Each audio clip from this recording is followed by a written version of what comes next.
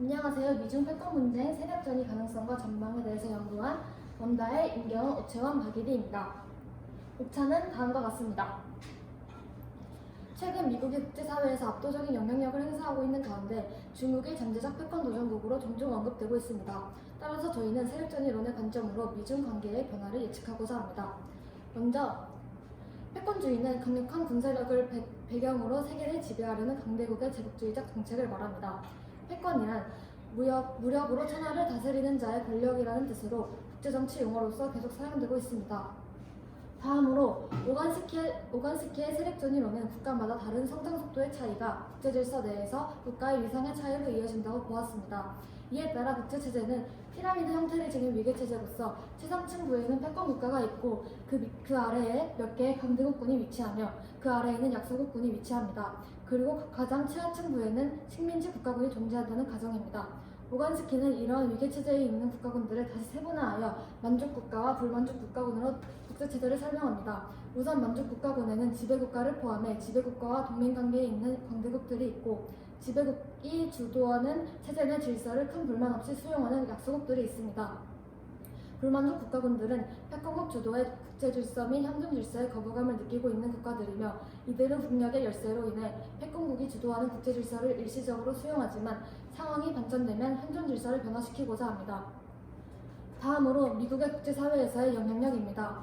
냉전체제가 소련의 해체로 종식되고 난 후 미국은 권력 유지에 필요할 경우 다양한 방식의 개입 정책을 추진하였는데 이를 보여주는 사례가 미국의 군사적 개입이 이루어졌던 시리아 내전입니다.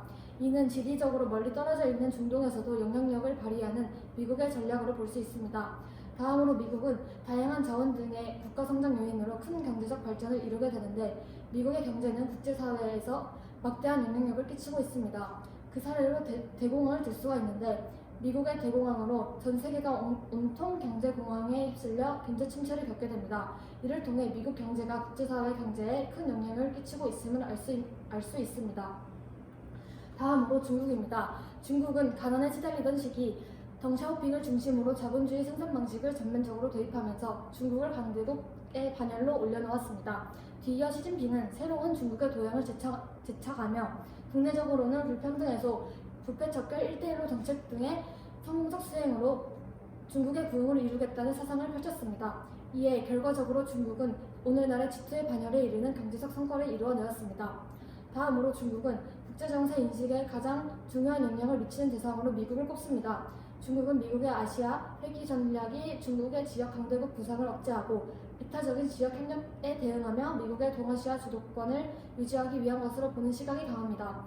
그렇기 때문에 시진핑 지도부가 주변국 외교에 집중하는 것은 미국의 대균형 전략에 대한 대응의 일환으로 파악할 수 있습니다. 다음으로 국제분쟁입니다.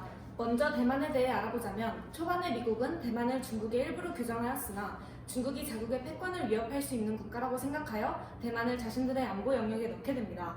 이에 대만은 총 3차례에 걸쳐 중국에게 위협을 받게 되는데 이때마다 미국이 대만을 보호하면서 미중 간 갈등은 더욱 심화됩니다. 다음은 남중국해 분쟁입니다.